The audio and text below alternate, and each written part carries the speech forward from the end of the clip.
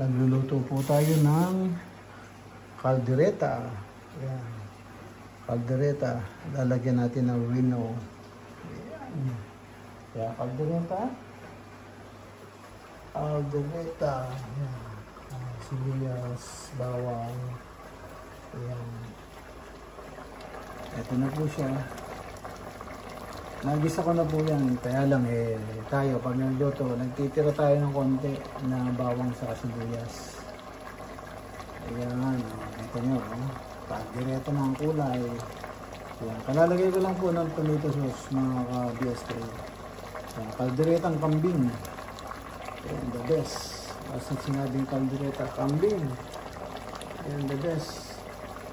Ayan. Ayan yung ating kambing, nakatay kahapon, kaya yan, kaldereta na. Ayan. Kaya mga ka-BSK, yung kaldereta, luto na. Ayan siya, oh. Ayan, oh, usok pa lang. Ang amoy pa lang, ulam na. Ayan, mga kaldereta. Luto na.